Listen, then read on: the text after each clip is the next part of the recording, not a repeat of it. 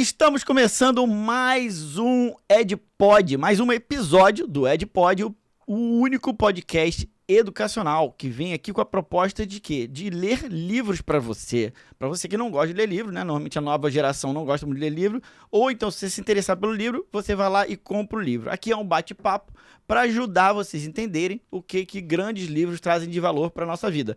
Hoje, a gente trouxe para vocês mais um super best-seller, O Homem Mais Rico da Babilônia. Vamos entender um pouco o que tem dentro deste livro hoje, ok?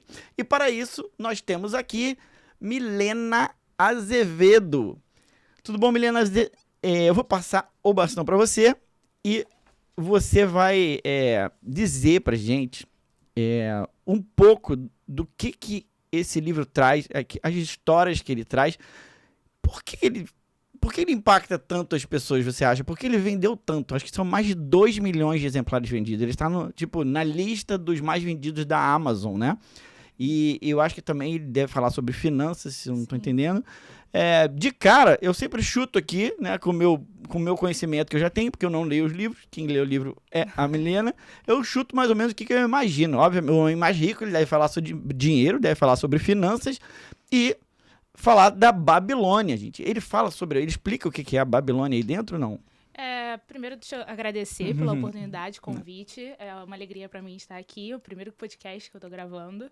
E, basicamente, eu escolhi esse livro porque ele é bom para quem tá iniciando, né? Sobre finanças pessoais, é um livro para iniciantes. E, na verdade, ele não fala sobre a Babilônia. Na verdade, a gente tem aqui, é um compilado de 11 parábolas sobre... Caramba! Sobre a ideia que os babilônios tinham de finanças pessoais. Então, não é exatamente sobre a Babilônia. A Babilônia. Então, deixa eu introduzir o pessoal aqui com um pouco que eu sei sobre a Babilônia, porque eu achava que uma parte do livro já deveria ser explicando a Babilônia. Mas ok, pelo menos você já caracterizou aqui, essa é uma coisa muito importante, tem a ver com os episódios anteriores, que a gente já falou aqui, ele está classificado como finanças pessoais, né? Isso. Nos episódios anteriores, eu já expliquei um pouco, né? A gente tem duas áreas, que é uma finanças pessoais e outras finanças empresariais ou profissionais, né, que eu gosto de chamar, que basicamente é o seguinte: o finanças pessoais, pelo que a gente já viu, ele acaba sendo uma ajuda para a própria pessoa se disciplinar com relação ao dinheiro e para conseguir economizar no final do mês e tal. Aí o que acontece? Para as pessoas que já conseguiram economizar, aí vamos para as finanças profissionais, entendeu? Se eu tenho um dinheiro, aonde é melhor aplicar esse dinheiro? Então é assim que se divide as finanças pessoais para as profissionais, que eu estou inventando esse nome aqui agora, na verdade. Nem sei se tem um nome disso no mercado. Por que isso? Porque se você não conseguir economizar dinheiro no final do mês, nem adianta estudar onde aplicar, certo? A gente tem que estar num momento anterior. Então, já vi que ele é finanças pessoais. E outra coisa muito interessante, que eu acho que vale a pena todo mundo que está em casa ter uma ideia do que é ou do que foi a Babilônia, gente. Babilônia é um nome super famoso, todo mundo fala da Babilônia, tem filme citando a Babilônia. Deve ter um bom trecho de Babilônia naquele filme dos Sapiens, que fala sobre a história da humanidade inteira desde o início. Eu não li Sapiens, como você sabe, é sempre o convidado que leu, mas eu tenho uma ideia da história. A Babilônia, ela tá quase que na origem da civilização do mundo, né? Ela é tipo muito assim, 2.000, 3.000 a.C., só para vocês terem uma ideia. Então isso remonta o quê? Egípcio. O que a gente tem de livro dessa época? A gente tem basicamente a Bíblia. Sim. É a história de Moisés, né? Sei lá. Ou então os estudos arqueológicos que dizem que a humanidade surgiu na África, né? Assim, perto do Egito, mais ou menos. Acho que foram os primeiros Homo sapiens, os primeiros primatas. Não sei exatamente como classifica isso. Mas eles rapidamente migraram para hoje, onde a gente conhece, no mapa de hoje, onde é a religião da Arábia Saudita ou do Irã e Iraque, né? Que é Oriente Médio, se não me engano, né? Então, Arábias, gosto de falar de Arábias, mas acho que a Babilônia especificamente é Irã hoje. Acho que tem uns 2 rios ali cruzando, mais ou menos. Por que é rio, gente? Porque era muito importante na época, né? O rio irriga a terra. Sim. E aí dá margem para que você possa cultivar agricultura e comer. Então, normalmente, eles sempre buscavam os rios. E dali, desse local que a gente está chamando de Babilônia, que hoje é o Irã, se não me engano, é que surgiram as primeiras coisas que a gente conhece de desenvolvimento humano, né? Sim. Aí, depois disso, só pra vocês terem uma ideia, bem depois disso, aí quando vai chegar, né, Cristo e tal, vai surgir a Grécia, e vai surgir Itália e Roma, que começa a civilização ocidental, tá? Que é uma outra passagem da história importante. Então a Babilônia foi meio que a origem da civilização e a Grécia foi a origem da civilização ocidental. São dois espaços na história muito importantes para se estudar. Mas então, Milena, diga para mim, o que fez esse homem ficar tão rico na Babilônia? Ou melhor, provavelmente ele foi o primeiro homem rico do mundo. Se a civilização estava começando a existir, ele foi o primeiro homem rico. Sim. Já tinha conceito de riqueza. Explica um pouco pra gente o que o autor traz. Então, complementando, né? O interessante da Babilônia é que a gente tinha a Babilônia era localizada num deserto, né? Então, é uma cidade que cresceu... Isso. Como é meio que hoje, né? A Arábia é meio deserto, Sim. né? E é uma cidade que cresceu a partir da engenhosidade humana, porque eles tinham... Não tinha irrigação, né? O rio era longe da cidade. Não tinha nada, pra falar a verdade, né? A humanidade tá começando, por isso que eu citei o rio aqui agora. Mas é legal que ele deve falar isso no livro, né? Então essa é uma problemática do livro, a tal da irrigação. Isso já faz parte de uma parábola dele? Você falou que o livro é montado em parábolas, não é isso? Não é. Na verdade, não faz parte das parábolas.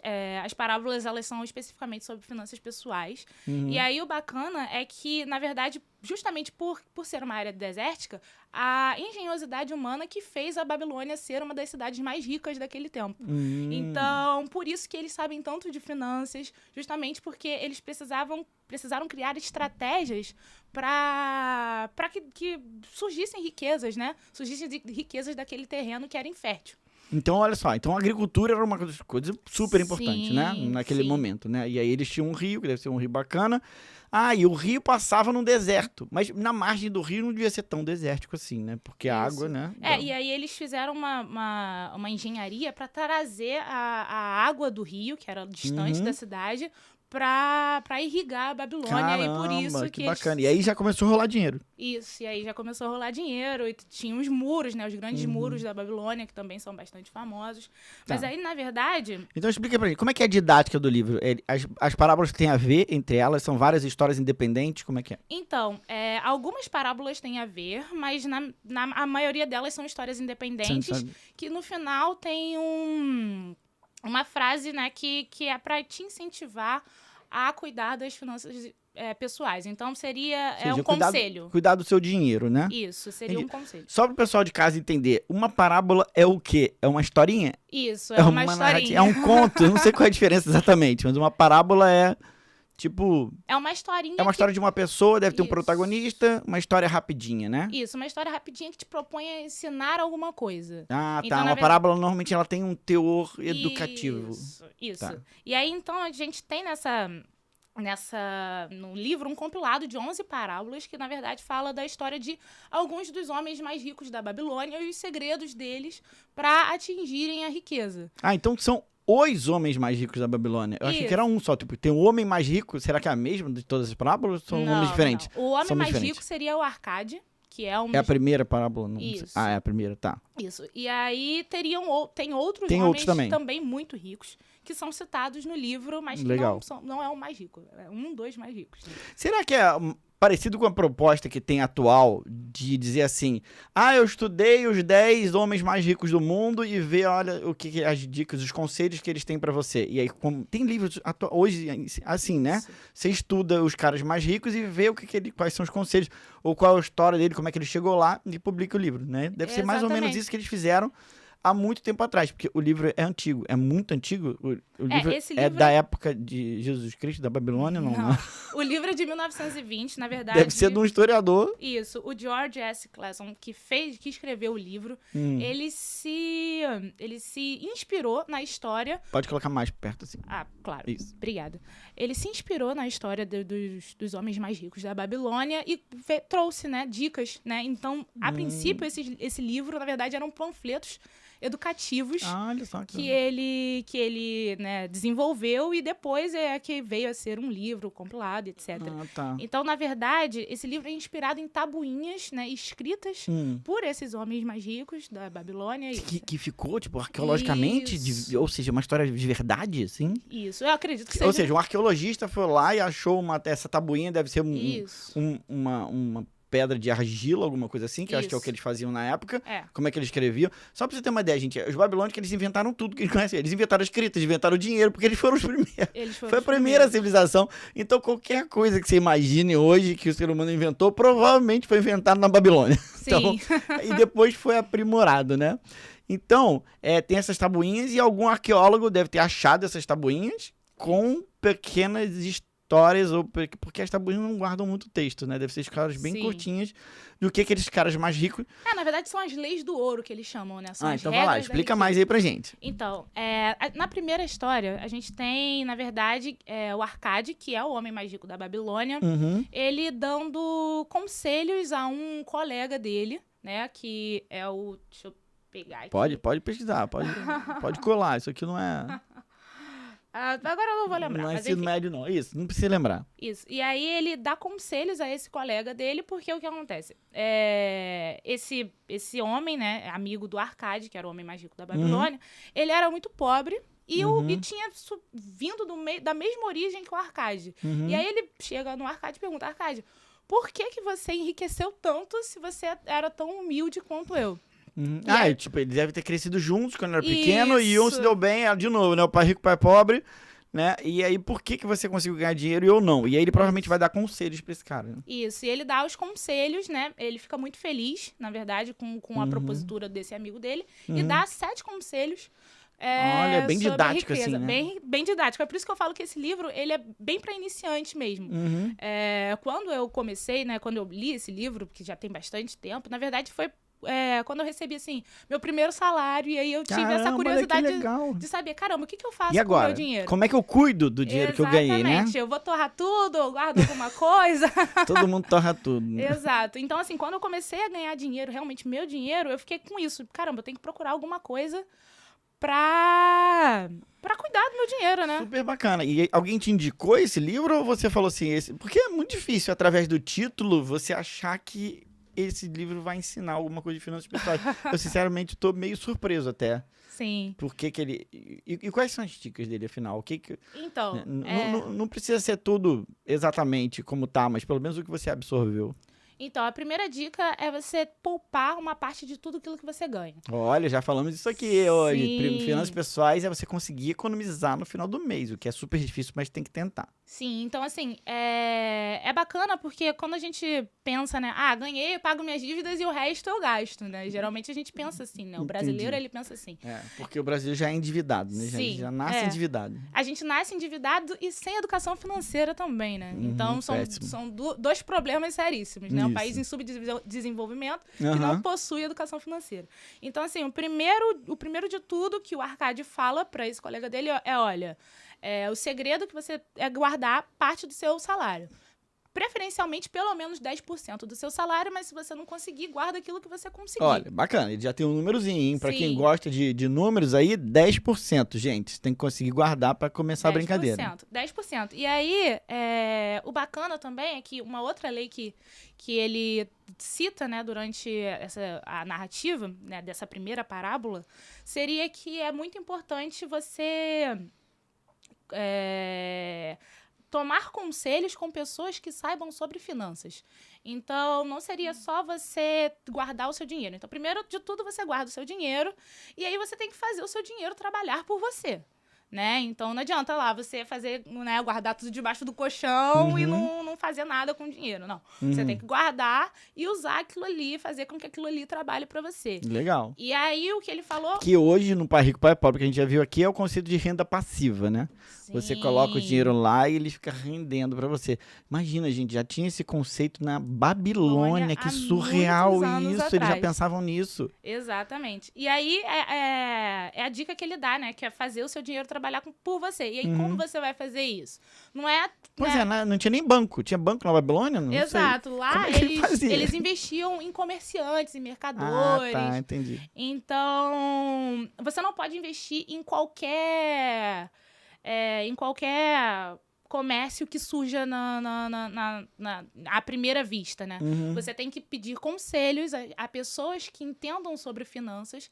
E aí essas pessoas vão te indicar e vão ter a expertise de te mostrar, olha, isso aqui parece ser um comércio duvidoso, um negócio duvidoso, não faz isso. Ou faz isso aqui, porque Legal. isso aqui vai dar frutos. E aí, quando eu li isso, eu pensei logo nos golpes de Instagram, né? Hoje em dia... O que isso tem a ver com golpe de Instagram? Hoje em dia... Será que são os influenciadores que já sabem, que dizem que já ganharam dinheiro e agora vão dar conselhos? Por exemplo, não sei se você já viu esse golpe acontecendo, mas as pessoas colocam... Tem muito golpe na minha conta. Clonaram minha conta e estão dando golpe direto aí, pedindo dinheiro. E olha só que é isso. É isso. E as pessoas acham que sou eu pedindo dinheiro, que vou cuidar do dinheiro das pessoas. E sabe que as pessoas dão. O cara clona minha conta, passa um pix e fala assim, manda o dinheiro pra mim que eu vou cuidar. E as pessoas dão. Eu acho surreal. Exatamente. Tem um golpe muito conhecido também, que é dos eletrodomésticos. Então, tem os stories, né, com vários eletrodomésticos a preços baratíssimos. E aí as pessoas compram aquilo como se fosse um ótimo negócio, né? Putz, tô comprando uma geladeira por R$200. Só que não tá vendendo nada. Só que não tá vendendo nada. Meu Deus. É só um golpe. E aí, assim, é justamente isso que o Arcade já falava lá na Babilônia, lá atrás. É justamente você não pensar em dinheiro fácil, sabe? Ou em negócios fáceis, mas buscar conselhos para fazer que o dinheiro que você tem a mais renda de forma positiva. Ou seja, para você não cair em golpes, em negócios Gente, olha só, fraudulentos. Eu tô super assustado aqui. Talvez esse seja a receita do sucesso desse livro. Eu tô super impressionado de como é que essas coisas que você tá falando, que para mim são super atuais, já aconteciam na Babilônia 3.000 anos antes de Cristo, gente. Mas eu não sei se isso é uma boa notícia, porque a gente não tem esperança de melhorar isso. Sim. Se já acontece desde 3.000 anos antes de Cristo, não vai mudar. Sim, exatamente. E aí tem até uma dessas histórias de fraude, né, que um dos aconselhados, né, pelo Arcade, na verdade, ele teria investido grande parte do dinheiro dele em uma corrida de cavalos que, na verdade... Já tinha corrida, claro, né? Tinha cavalo, né? Tudo bem, tá bom. Menos mal essa. Uma corrida de cavalos que, na verdade, tinha sido fraudada. Então você imagina, né? Golpe já acontecia desde antes de Cristo. Caramba, olha só que bacana. Tá vendo? Eu sempre cito séries aqui também, né? Porque eu gosto muito de ver filmes e séries. E eu aprendo a maior parte das coisas. Pra quem aí não gostar muito de ler livro, dá pra aprender também com filmes e séries, que é mais ou menos o canal que eu uso. Então, já dando uma dica, esse negócio de golpe de cavalos, tem uma série que chama Peaky Blinders, se não me engano. Eu adoro. Que adora a série? Então, fala muito sobre isso. É um cara que frauda todas as apostas de cavalo e todo mundo e acaba ficando bastante rico. E o interessante também de ver nessa série, que provavelmente já aconteceu na Babilônia e é uma coisa também atual, é como é que esses caras que vão ganhar dinheiro, eles vão meio que montando uma máfia, né? E a máfia era bem mais forte. Apesar de hoje a gente reclamar bastante do que tem hoje, antigamente era muito pior, né? Eles eram praticamente a polícia naquela época, né? Só porque eles tinham muito dinheiro e, tipo, era um modo de operação, né? Não tinha nada muito estruturado em termos de segurança, né? Sim. Mas então vai lá. Parábola 2, ou a 1 é isso. A 1 é 10%, que na minha cabeça... Na verdade, são 7. 7 leis. 7 leis da primeira parábola. Exato. Vai conseguir falar todas as parábolas? Não é possível que tenha tanta dica assim. Vai Porque, lá. na verdade, as leis, elas se complementam. Elas vão continuar na parábola 2 e parábola 3. Ufa, vamos lá. Então, vai lá. Então, assim, uma coisa que, assim, durante o livro também, né, foi um dos conselhos dados por esses homens mais ricos da Babilônia, é que você tem que, justamente, salvaguardar uma parte dos seus rendimentos, mas, ao mesmo tempo, você não pode ser sovina com você mesmo. Então, assim, pelo menos isso aconteceu muito comigo. Eu sou super sovina comigo mesmo. Quando você começa a entender de dinheiro, de investimentos, uma coisa que a gente tem esse hábito, né, de fazer vou guardar o máximo possível, investir o máximo possível. E aí o livro, ele fala justamente isso. Não seja sovina com você mesmo, né? É óbvio que a gente tem que guardar uma parte, a gente tem que pensar no futuro, nos nossos filhos e etc. Mas a gente também tem que tomar cuidado de aproveitar o processo, né? Então, de ter os nossos prazeres, de ter o nosso momento de lazer, né? De usar o nosso dinheiro também pra ter momentos de lazer com a nossa família, com os nossos amigos e etc. Legal, dica, gente, mas na dúvida, entre ser sovina com você mesmo e gastar tudo, seja sovina, vai, porque tem mais chance de conseguir de dar certo, ficar rico, exatamente. Então vamos lá, a primeira é o 10%, que olha, eu vou te dizer, deve coincidir em algum momento com o dízimo da igreja, não sei, né? Pensei, 10% né? de dízimo pode ter a ver, mas tudo bem, é muito antes, nem tinha nessa época. Depois tem pegar conselhos com pessoas que já tiveram sucesso, né? No caso, que já são ricos. Quando ele fala entende de finanças, eu acho que leia-se pessoas que já ganharam dinheiro. Deve ser mais ou menos. É que nem o que acontece hoje. Você vai pedir dica com alguém que já tenha tido sucesso. Que até tem uma lei, uma máxima que diz que o dono da verdade é quem obteve sucesso. Você tem muito dinheiro e teve sucesso, você que é o dono da verdade, entendeu? As pessoas vão falar o que você vai escutar. Sim. Então tem um pouco disso, né? Tipo, fica rico primeiro e depois você que escolhe qual é a verdade. Exato. Tem uma máxima também que fala que a gente é a soma das 5 pessoas com quem a gente mais se comunica. Então, assim, se você quer ficar rico... Que a gente é o produto disso, né? É bem bacana. Mas Exato. Isso não é do livro, não, né? Isso não é do livro. Mas isso é bem bacana mesmo. Isso é só um insight, né? Que, na verdade, o livro já dizia pra você se aconselhar com pessoas que sabem sobre finanças. Ou seja, fique amigo sempre de pessoas mais ricas do que você. O que é super difícil, né? Porque, em geral, você, né, tem essa educação de que se você tá num grupo em que você, sei lá, se sente muito melhor ou é muito melhor que todo mundo e tal, ou você não aprende nada, porque as duas anteriores são meio arrogantes, se você não tá aprendendo muito aquele grupo, muda de grupo e entre num grupo onde as pessoas são, entre aspas, melhores do que você, né? Só que o que é super difícil também, né? Porque você fazer parte de um grupo que você vai se sentir, né, um loser o tempo todo, você vai perder a autoconfiança e tal. Então é uma coisa difícil, eu acho, se juntar com um grupo. Talvez não pessoas mais ricas que você, pessoas mais ricas, ok, é legal, que normalmente eles vão pagar conta. Mas talvez pessoas que tenham o mesmo propósito que você. Então, talvez uma pessoa que esteja pensando sobre finanças, sobre guardar dinheiro, sobre enriquecer. Então vai lá. Terceira ou quarta, sei lá. Aí tem a terceira é fazer o dinheiro trabalhar pra você. Isso você já falou? Isso. A quarta seria deixa eu ver. Colinha. Colinha, né? A quarta seria proteger o dinheiro da perda. Ou seja, a perda talvez possa ser interpretada aí talvez as parábolas venham pra embasar, né? Isso, né? Porque esse perda pode ter um monte de significado. Pode ser uma perda financeira. Eu acho que pode ser uma perda de golpe também, né? Que você estava falando, talvez. Não, na verdade, essa parábola em especial é uma parábola sobre um rapaz, né, que tem uma irmã e ele ganha muito dinheiro. E a irmã dele pede que ele empreste esse dinheiro. E essa é a perda? Exato. Emprestou, ferrou. E a irmã, obviamente, não consegue devolver, dá calote. Não, na verdade, ela nem dá calote. E aí é ele pensando e se questionando se ele deveria emprestar esse dinheiro ou não. E aí, no final, né, o conselho, né, que fica é que, na verdade...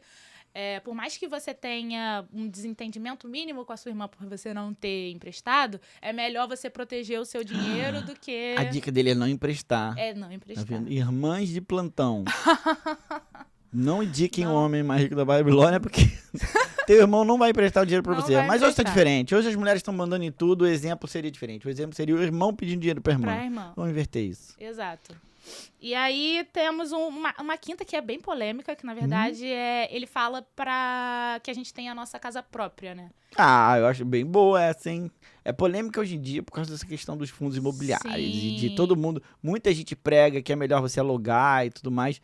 Mas, gente, eu acho que também é importante pensar o seguinte. Quem diz pra você que é melhor você alugar e que não é melhor você não comprar sua casa, já tem uma casa, ok? Os muito ricos, eles já têm uma casa. Eu acho que o único completamente doido rico que não tem casa é o Elon Musk, né? Porque o Elon Musk adora causar. Então, você acredita que o cara mais rico do mundo hoje, provavelmente, o Elon Musk, ele não tem nenhuma casa e ele mora na casa dos amigos? Acredita nisso? Dos amigos? Ele mora na casa de amigo, tipo, como é que chama? Aquele negócio que de bom grado. Ah, tá. E na verdade, assim, é bem polêmico, porque, como você falou, muita gente fala que você não tem que comprar uma casa, que na verdade você tem que viver de aluguel por um tempo, até você se estabilizar e saber exatamente onde você quer morar, e por isso comprar uma casa no lugar exato onde você quer morar. E tem as pessoas que falam que casa é um investimento, né? Por quê? O que eu acho? Então, ótimo exemplo aí. Desde a Babilônia, as pessoas já se questionam sobre a casa, tá vendo? A casa própria remonta desde a Babilônia. Então, eu acho legal pra gente explorar um pouco mais aqui. O que eu acho que é o seguinte. Pra começar, eu super acho mais importante comprar casa própria. Primeiro por uma questão de risco, ok? Porque se você coloca o teu dinheiro em qualquer outra aplicação, seja o fundo imobiliário, ou seja, né, outra aplicação que vai render mais que o teu aluguel e tudo mais, ok, você pode até ganhar mais, mas certamente o seu risco é muito maior. Porque o fundo pode quebrar, o país pode dar uma guinada e o troço começar negativo, você pode receber um calote aqui ou lá. Então, é muito importante que as pessoas pensem não só na renda, mas também no risco envolvido daquilo. Se você comprar a sua casa, pode ser que você ganhe menos relativamente por mês, mas você está extremamente assegurado com um bem que talvez seja o mais importante de todos, que é o seu teto. Exato. Né? Ou seja, as pessoas hoje, acho que são praticamente divididas em duas classificações. As pessoas que têm teto e as que não têm teto, né? Que é tipo, né, nos Estados Unidos é homeless, que é o morador de rua. Aqui, sei lá, a gente pode chamar de mendigo, talvez, é uma coisa parecida. Que basicamente é o quê? O cara que mora na rua que não tem teto, né? Então, o teto, pra mim, que é a casa própria, ele é quase que o mínimo necessário para dignidade humana, né? O mínimo essencial. Sim. Então, eu recomendo que sim, busque a sua casa própria e não caia nessa coisa de querer ganhar cada vez mais e por causa de um percentualzinho a mais você vai entregar essa coisa tão importante. Por outro lado, só para, né, fazer aqui pesar um pouquinho o benefício disso, é o seguinte: realmente, eu entendo que para quem está começando a economizar agora para a casa própria, talvez seja uma aposta, um plano muito agressivo, porque uma casa hoje, né, um apartamento, sei lá, no nosso caso aqui urbano, custa muito dinheiro. Então, você vai ficar muito tempo economizando naquele negócio, ou vai entrar numa dívida enorme. Acho que eu cheguei no ponto mais importante. Quem vai direto para tentar comprar a casa própria, em geral, entra num financiamento, ou seja, a pessoa não tem dinheiro, pagando uns juros enormes, e aí sim é um cenário horrível. Ok, talvez é isso que eles estejam querendo dizer. Sim. Não compre sua casa própria no sentido de não entrar no financiamento. Vocês estão vendo agora, o juros está enorme, vai quebrar todo mundo que tem financiamento, tá? Sim.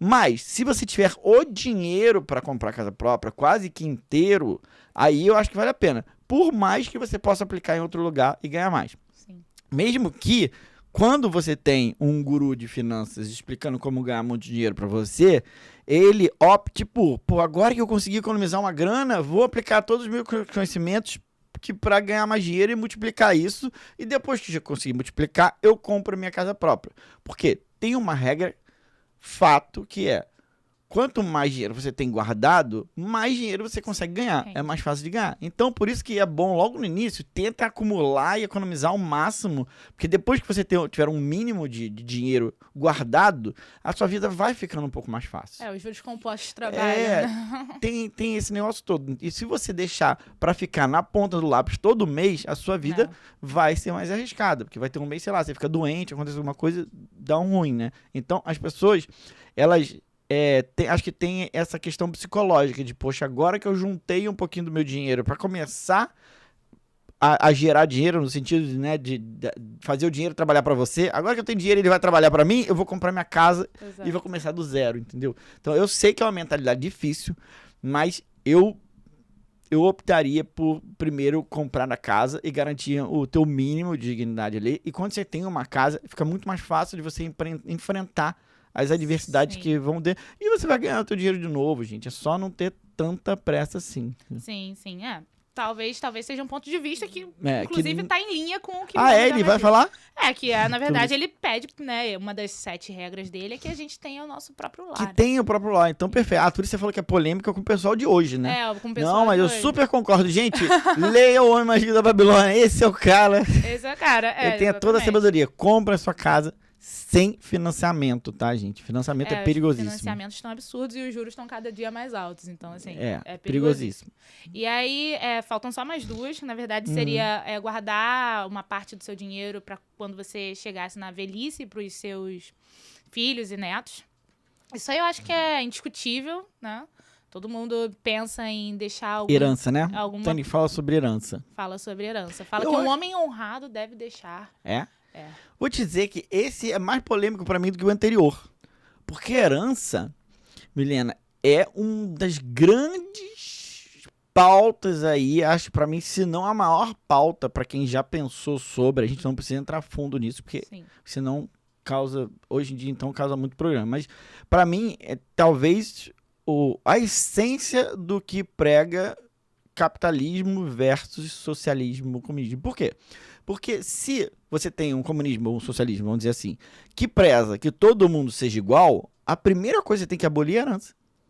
Porque a herança é a primeira coisa que causa desigualdade, porque você nasceu, você tá 0. Eu nasci 0 a 0. Só que eu comecei com a herança do meu pai e você começou sem herança. Então a herança é o que vai fazendo a acumulação de riqueza ao longo do tempo e faz com que eu tenha nascido junto com você e já seja mais privilegiado, entendeu? Sim. Então a discussão em cima da herança, para mim, ela é uma das mais polêmicas de todas em cima do capitalismo. Porque, assim, eu, por exemplo, acho que isso tem que ser visto de perto, esse negócio de você poder deixar uma herança pro próximo filho e ele já não tá na mesma largada que o outro, entendeu? Exatamente. E aí a pessoa já tem o capital sem precisar trabalhar para ter o capital. E aí depois você vai pregar igualdade, distribuição de renda, que o mundo seja justo e tudo mais, ele não é. Sim, já não é. Já não é. Por causa disso. Desde a Babilônia, ele já fala pra você deixar a herança. E, de fato, é um método que super funciona. Porque se as pessoas, para sobreviver no nosso mundo, elas têm um pouco a ver com a quantidade de capital que você consegue acumular, né? O poder e dinheiro andam juntos, né? Se você for acumulando por gerações, você vai fazer a sua linhagem, vamos dizer assim, já que a gente já tá lá na história, né? Vou voltar na história e vamos falar de linhagem. Hoje em dia não tem mais muito isso, mas antigamente você ter a sua linhagem, né? Ou sua dinastia, a monarquia, você deixava pro filho e tal. Então você ter a sua linhagem, ou seja, preservar os seus genes ao longo da história, você acumulando super e deixando para a próxima geração, né? Então, em determinado momento, se isso fosse proibido, você poderia ser um pouco mais...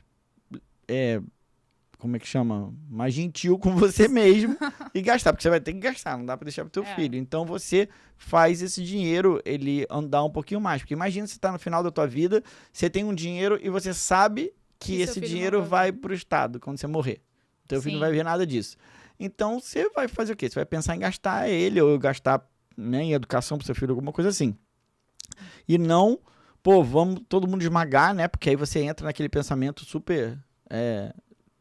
econômico, né, e pão duro de eu vou sacrificar toda a minha vida para deixar tudo pro meu filho. Aí meu filho faz a mesma coisa, o outro faz a mesma coisa. Então, por 4 gerações ele fez isso, a 5ª geração, gente, já nasce mandando no mundo. Entendeu? Se você pensar assim a longo prazo, né, imagina se uma religião consegue estender essa cultura para a geração. Porque hoje a gente enxerga menos isso, acho, né? A gente é mais egoísta, acho que hoje em dia. A gente pensa mais na gente do que em gerações. Mas se você tivesse uma religião, tipo, sei lá, o que tem na Índia, por exemplo, né? Que, sei lá, um hinduísmo da vida, que você entende que você nasce e, sei lá, imagina que você é pobre e você, né, lava sua roupa e bebe água de um rio sujo e tudo mais, e você tá ok porque faz parte da sua transição dentro da religião. Então, você tem uma religião que coloca que você realmente tem que se conformar, e é isso mesmo que você tem que passar, essa pobreza que você tem na sua vida hoje é uma coisa que faz parte do teu mandato, né? Você tem que passar por isso para que você seja, numa reencarnação, um ser mais evoluído. E aí ele coloca você em cima de você mesmo. Então, para você evoluir, em vez de você acumular dinheiro e ser um bom empreendedor e tudo mais, não, você tem que passar esse sofrimento. Porque a ideia é que você vai morrer e vai reencarnar você mesmo numa pessoa melhor, entendeu? E aí, se alguém coloca um modelo desse tipo, ferrou, vai juntar todo o capital. Então, esse, pra mim, é o ponto mais polêmico de todos. Acho que a casa é mais fácil de resolver do que a herança. Eita! Eu acho que é uma boa discussão para outras pautas. E aí, a sétima e a última dessas primeiras parábolas, né, é que o conhecimento e a capacidade de ganhar dinheiro é o mais importante. Então, na verdade, invista em conhecimento, invista em capacidade. Tá vendo? Excelente solução. Adorei isso, gente. Porque aí, o que eu acho que deve ser a solução para a herança? Em vez de você passar...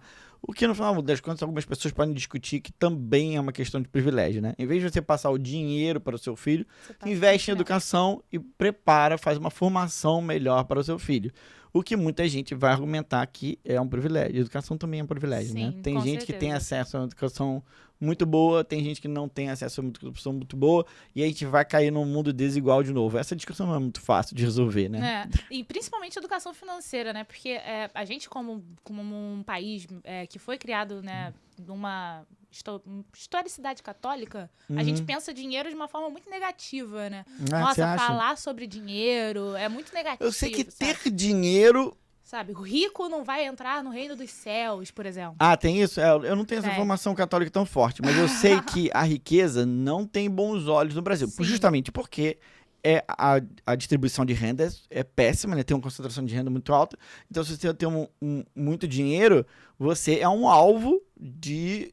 Poxa, que egoísta. Vão distribuir isso aí, né? Então, como a desigualdade, a diferença de renda, né, entre o mais rico e o mais pobre é muito alta, normalmente os ricos não são muito bem vistos. Se você tivesse uma coisa mais homogeneamente distribuída, eu acho que as pessoas falariam com mais transparência do tipo... Eu acho que essa é uma outra coisa tão horrível quanto a que é hoje, mas alguma coisa do tipo, eu sou mais bem sucedido que você porque eu ganho 3 vezes o seu salário. Eu acho que isso ia ser mais transparente.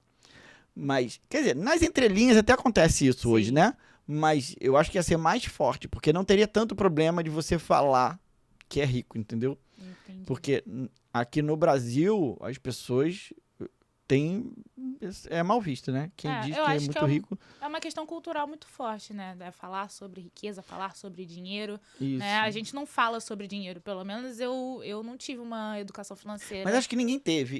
Isso é uma questão de estruturamento, de estruturação da sociedade. Acho que na minha época de ensino médio, essas coisas, eu não vi nada de educação financeira. Não, mas eu falo que é um erro de enorme. Herança, né? De herança de conhecimento. Até dos seus pais, né? Isso. Isso aí é mais difícil ainda. É tão difícil dos nossos pais conseguirem passar alguma coisa. Até porque eu, pelo menos, por exemplo, até tive pais educados e tal. Não muito, mas tive. Mas eles nem tinham tempo. Sim. Estão trabalhando. Como é que vai educar um filho? Exatamente. Trabalhando. Você fica sozinho o dia inteiro sem poder ter acesso de novo, entendeu? E aí, de novo, é uma covardia. Eu estudando num colégio em que tem um outro garoto que o professor dele o pai dele é um professor de matemática e ensina tudo pra ele. É óbvio que esse cara vai tirar 10, eu vou tirar 3 com o mesmo esforço, né? Sim. Porque ele tem... E aí, eu tento passar isso pros meus filhos também. Com relação a ensino, né? O que vai ser, de novo, uma covardia. E por isso estamos aqui no EdPod, passando educação para todo mundo aqui, né? Pelos canais gratuitos, para que você possa também ter acesso. Inclusive, um dos objetivos disso aqui é a gente tentar igualar um pouco mais essa régua e passar o conhecimento de educação financeira para todo mundo que possa aí ter acesso à internet, entrar no YouTube. Estamos aqui conversando e tentando orientar o máximo possível com todos os conhecimentos que foram mais difíceis Sim. Pra gente aprender na nossa trajetória, a gente tenta melhorar isso pra vida das pessoas que estão aí.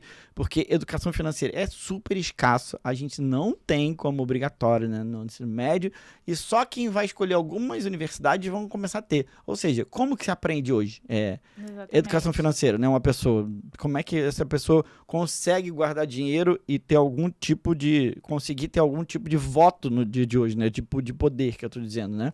Aí é isso, nesses livros que a gente tá trazendo, os best-sellers, como é difícil, pra mim é difícil saber qual é o livro que é bom, qual é o que não é, vai ler todos os livros, a gente lê, eu sou péssimo de leitura, Sim. demora muito pra ler os livros todos, né? Então, essa pode ser uma espécie de guia que a gente tá fazendo Sim. aqui, para as pessoas poderem fazer isso. E não ficar completamente na mão qual é a educação que a gente tem hoje, que eu acho, qual é o canal hoje. São influenciadores de Instagram e de YouTube. Eu acho que a maioria esmagadora vai aprender finanças pessoais e finanças profissionais com influenciadores. Eu acho que o papel dos influenciadores no mundo hoje é muito forte. E, na minha opinião, é preocupantemente forte.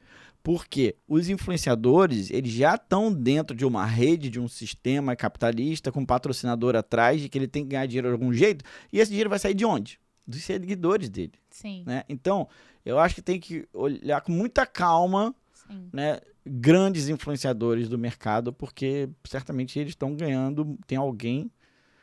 Exato. Investe ganhando nesse muito banco dinheiro. aqui, meu Putz, parceiro. isso, Quantas então, vezes, né? E quantas a gente vezes, vê. né? E aí eu acho que tem tudo a ver com a nossa proposta, né? A proposta aqui do podcast, que é justamente trazer informação de qualidade Exatamente. e livre de patrocinador. Exatamente. Você vai ver que aqui não tem patrocínio, não tem Sim. ninguém ganhando dinheiro aqui. A gente tá trazendo, tentando trazer honesta e idoneamente o conhecimento Sim. para você poder aí criticar todo mundo e não ficar na mão dos grandes influenciadores. Acho que grandes influenciadores são perigosos. Pequenos influenciadores, ok. Acho que análise de risco é sempre assim, gente. Eu sempre faço. Acho que isso serve para tudo, tá? Então eu vou dar uma dica aqui.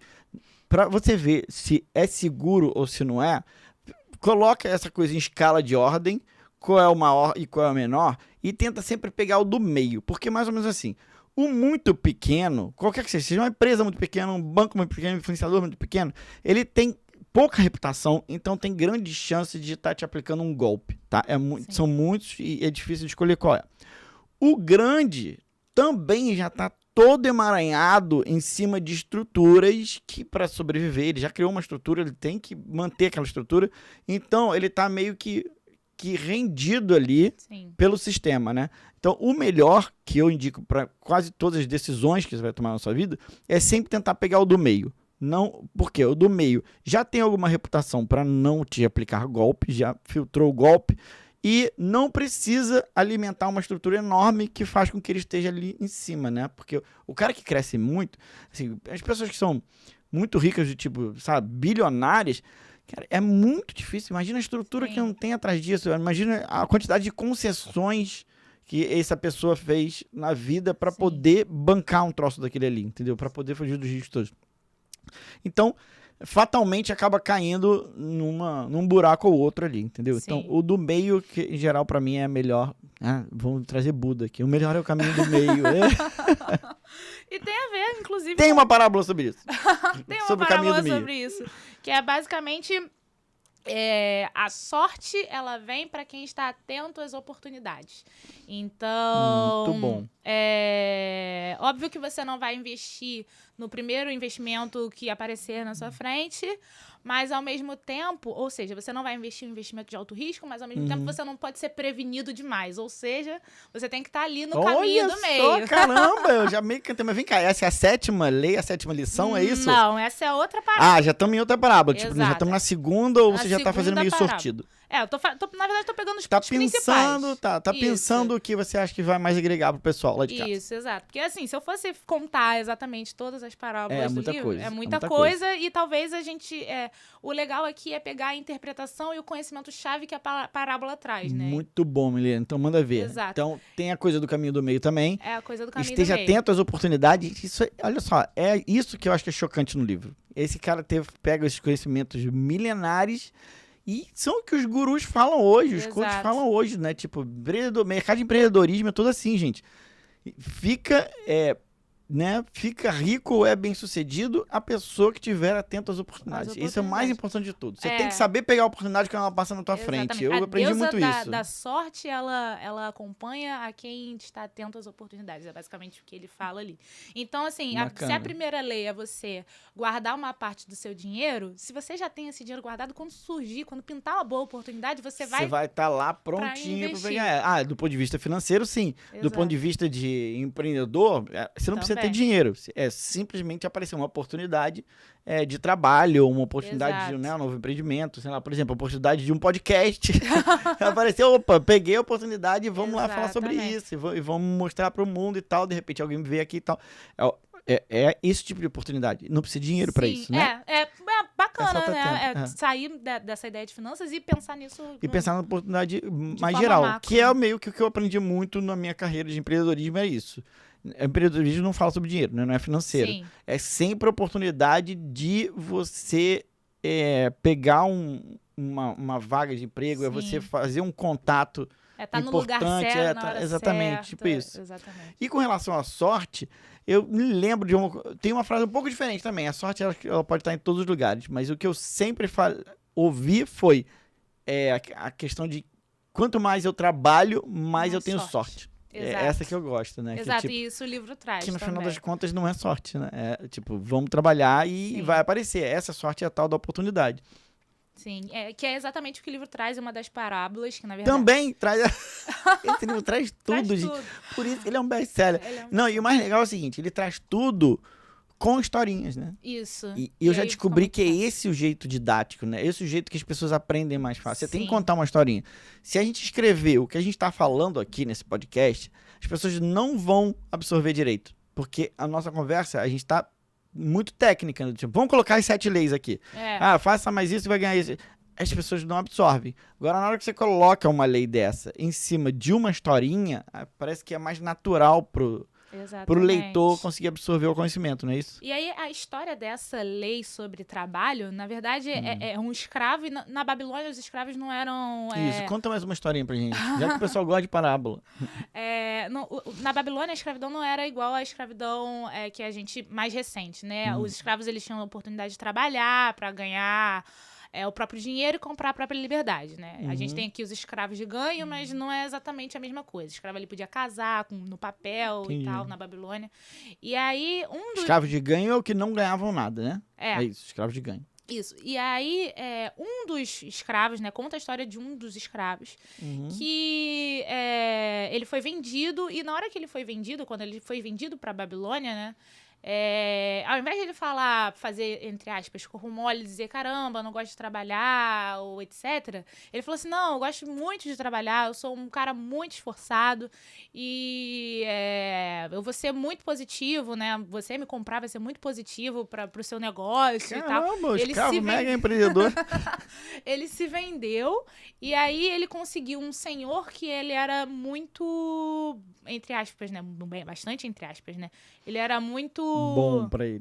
Entre aspas, bom. E aí ele permitia que ele trabalhasse por fora pra comprar a própria liberdade. E aí, no caso, o trabalho, entre aspas, né, deu o retorno que ele deu a oportunidade, né, dele trabalhar. Que ele comprasse a própria liberdade. E aí ele ficou muito rico. Caramba, que legal. E no caso, de novo, o senhorio lá, né, que ele encontrou, era um cara rico, no qual ele teve a oportunidade de pedir conselho. Né? Isso, que exatamente. é uma das primeiras leis Inclusive, da história. se tornou sócio dele. Caramba, olha só, que virada, tá vendo? Exato. E aí, né, do momento que ele foi vendido, um outro escravo que, entre aspas, né, não teve esse esforço, né, de dizer, eu gosto de trabalhar, etc., foi vendido por um senhor que era horrível e acabou falecendo e tal, por excesso de trabalho. Então, traz essa... o cara conseguiu converter, isso é outra coisa importante, conseguiu converter uma adversidade numa oportunidade, né? Tipo, o escravo foi vendido, conseguiu converter isso, conseguiu aproveitar que tinha um senhorio, né, que dono do saber ali porque era rico, que a gente já falou aqui, quem é rico é dono, acabou. Que ensinou, inclusive, né, a atividade, né, ele era um padeiro, então ele ensinou esse escravo a fazer pães e tal, e foi com isso que ele conseguiu crescer e vender. Olha, super bacana. Isso. Então, trazendo para os dias atuais, eu já falei em outros podcasts, eu gosto de dizer, menino, que a escravidão, ela meio que continua existindo. E eu chamo hoje a escravidão de escravidão financeira, que é muito parecido com a história que você acabou de contar. Porque muita gente começa a vida, a largada, como a gente falou da herança, a largada é lá embaixo. Sim. Tipo, imagina, se a gente falou aqui da dignidade do teto, né? Então a gente já tem um cara sem teto, um morador de rua, que teve um filho, quer dizer, o filho já nasce na rua. Qual o trabalho que ele vai ter para conseguir ganhar dinheiro, né? E dar uma dignidade na vida dele e conseguir ajeitar as finanças pessoais dele, né? Muito trabalho, diferente daquele, né, que já foi herdando uma herança educacional ou não, do outro que já tem uma estrutura certinha, né? Então, o que eu digo da escravidão moderna, que é a escravidão financeira, é essa pessoa que já está meio lá atrás, já tem esse legado, ou então, às vezes, nem precisa, tá? A pessoa pode só ter gastado tudo. Às vezes tem filho de cara rico que, às vezes, gasta tudo nas drogas, sei lá, né? Se arruína todo. Tem vários casos assim, né? É o filho pródigo, né? É o filho pródigo. Então, e aí o que acontece? A maioria das pessoas que não tem essa disciplina de finanças pessoais ou entra num golpe, entre aspas, de financiamento da casa própria e cai num juros desse, que eu vou te dizer, é a maioria do brasileiro, eu tô completamente endividado, acho que tem pesquisa aí, diz, acho que pelo menos 70% dos brasileiros são endividados hoje, e o que acontece?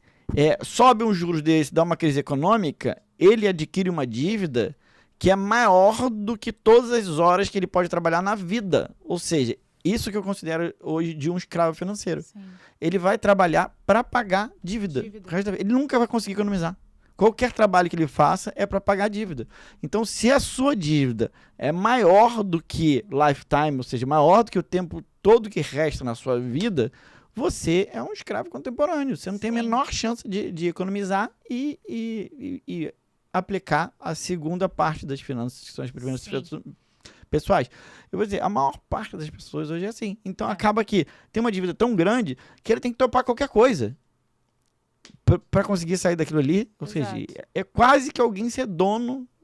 Seu dono. Porque assim, a gente como trabalhador, a gente vende a nossa mão de obra, né, por uma quantia X de dinheiro. E se a gente gasta todo esse dinheiro mensalmente, a gente nunca vai conseguir acumular capital. Nunca vai conseguir acumular. Tá bom, esse é o primeiro ponto. Nunca vai conseguir acumular, então nunca vai ter uma certa segurança, um certo poder aí, né, distribuindo a sociedade. A segunda, que é mais grave que eu tô dizendo, mas essa pessoa ainda não é um escravo, porque ele ganha um dinheiro, ele ainda tem a liberdade de mudar de emprego, de fazer alguma coisa diferente, não se submeter a determinadas tarefas. Tem o outro que é mega endividado, que esse cara já não tem mais jeito, entendeu? Esse cara tem que aceitar o que vier pela frente. Essa que é a minha preocupação. E o brasileiro cai muito rápido nesse limbo financeiro de que você tem que topar qualquer coisa, né? Então imagina, sei lá. Os piores trabalhos possíveis podem aparecer, trabalhos ilegais podem aparecer, e você é obrigado a topar. Porque, principalmente se você já tá nisso e se você ainda tem uma estrutura. Aí, sei lá, você tem mãe doente, aí tem filho, sempre tem um argumento de, pelo meu filho, não sei o que lá. Cara, já era. Eu não sei qual é o limite disso. Não tem mais limite ético, legal, nem nada. A pessoa tá ali pela sobrevivência, vai o que for. E pra mim, isso é uma escravidão. Não, eu concordo. Concordo. Que é o que a gente vive hoje. Muita gente tendo que topar. Quantas pessoas eu não falo assim, não, mas olha só, mas eu sou muito triste no meu trabalho, mas, pô, meu sofrimento é enorme, meu chefe fez isso, meu chefe fez aquilo, não sei lá, é assédio, né? Um monte de coisa que a pessoa passa no trabalho. E aí você pergunta assim, não, mas por que você não tenta fazer outra coisa e tudo mais? Tipo, não dá. Eu tenho milhões de contas e dívidas para pagar. Exatamente. Tipo isso. O que mais tá anotado aí? Deixa eu ver. Por enquanto, foi isso. Acho que a gente falou por a maior todos parte. Os pontos principais Os pontos principais do homem mais rico da Babilônia, que na verdade são vários homens. Então, tenta lembrar de alguma outra historinha, igual eu gosto de historinhas, pra contar pro pessoal aí. A gente já falou a historinha do escravo. Aí já teve a primeira historinha do Arcádio, né? Que deve ser o mais famoso. Exato. Porque todo mundo, pelo menos, lê a primeira parábola, deve ser o que todo mundo mais lê, né? Deve ser do Arcádio, que tinha um amigo que era pobre, né? Isso, lembrei. Isso. Consegue lembrar de mais alguma outra historinha?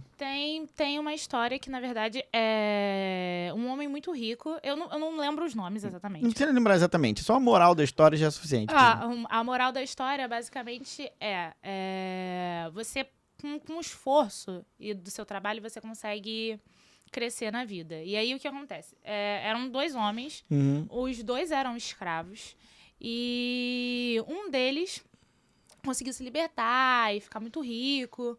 E aí ele passou para esse segundo esses ensinamentos. E em um dado momento ele morre.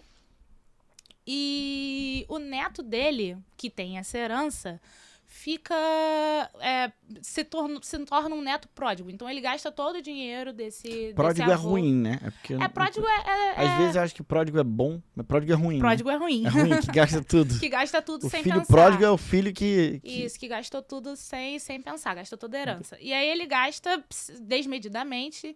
E esse amigo, né? Esse amigo desse cara que enriqueceu, ele ensina as leis da riqueza, né, que a gente passou por aqui, para esse neto.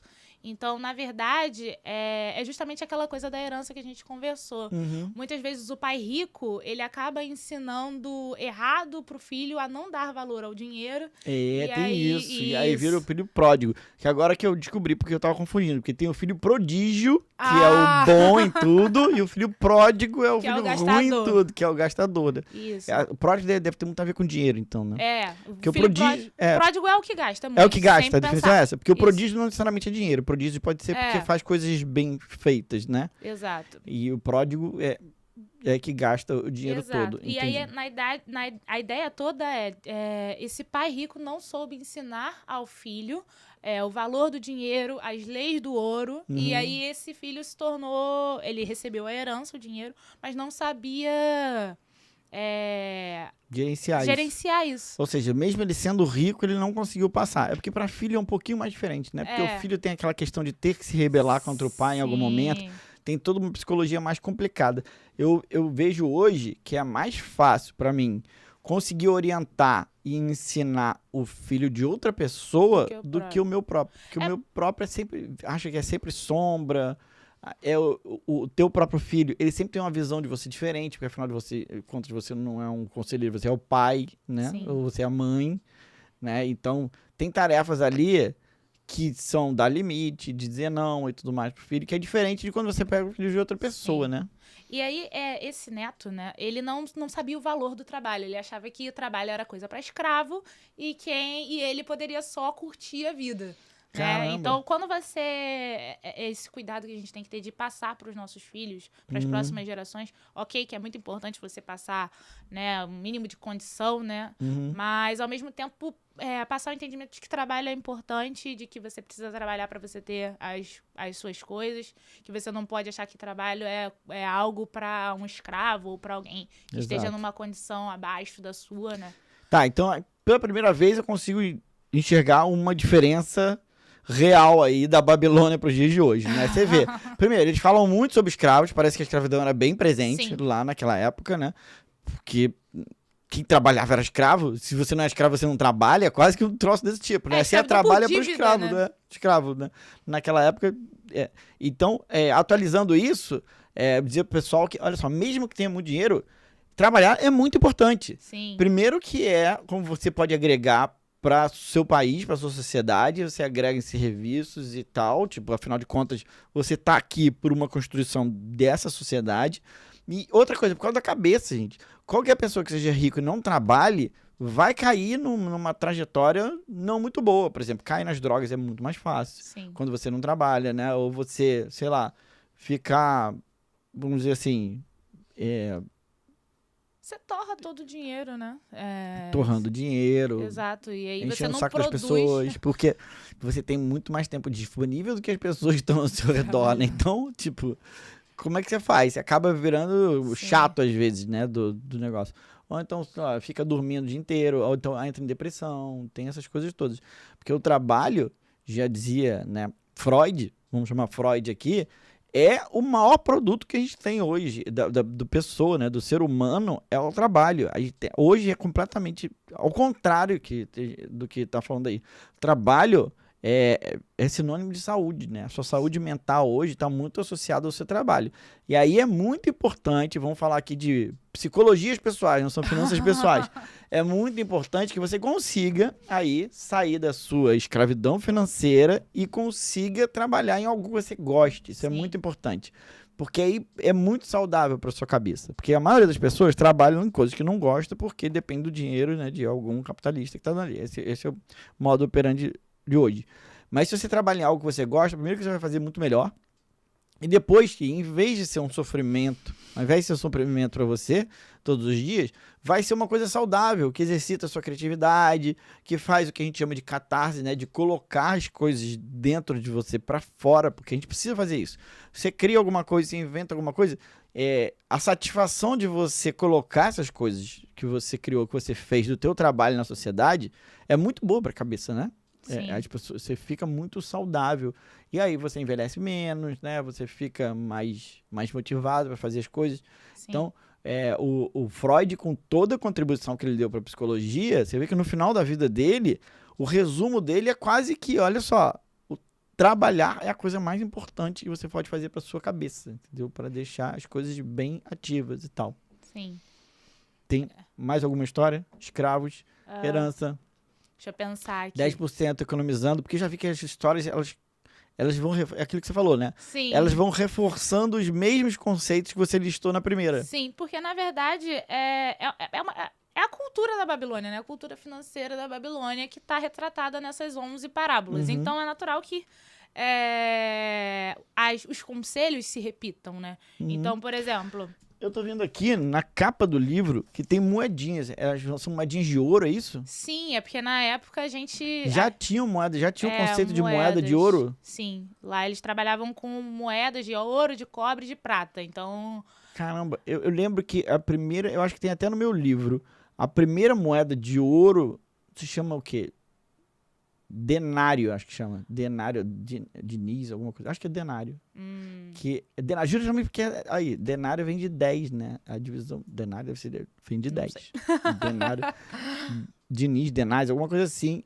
Foi a primeira, é o nome da primeira moeda que foi criada. Sim. E deve ter sido nessa época, então. Babilônia.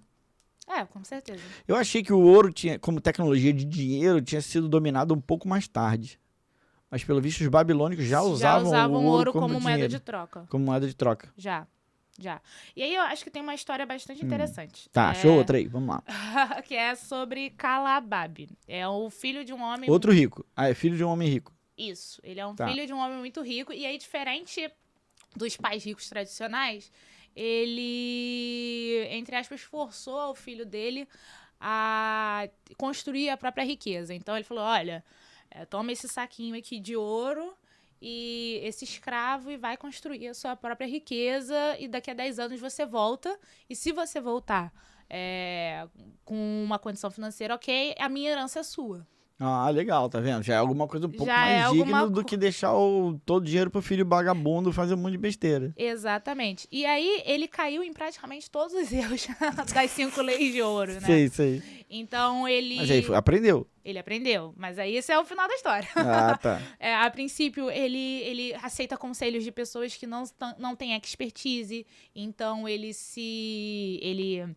dá dinheiro para um oleiro comprar joias. Ah, meu Deus, ele cometeu todos os erros. Mas vem cá, mas ele já tinha essas leis do pai dele ou ele foi aprendendo na marra? Então, não.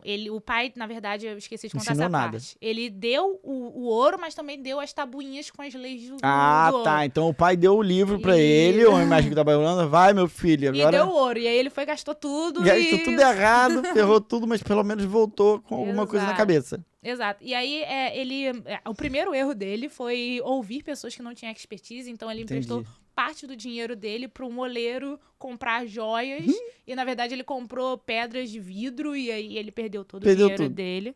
E aí depois ele quis, né, que é uma outra das regras de ouro,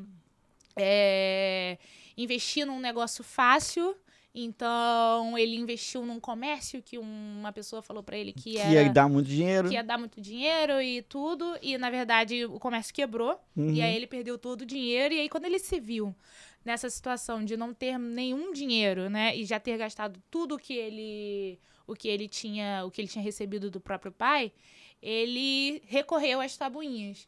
E aí, ele listou, né, todas as dívidas que ele tinha, e aos poucos ele foi conseguindo pagar as dívidas e fazer a riqueza dele, justamente, né? Isso faz parte da educação. Exato. A gente já está quase terminando aqui o nosso episódio, infelizmente está acabando o tempo.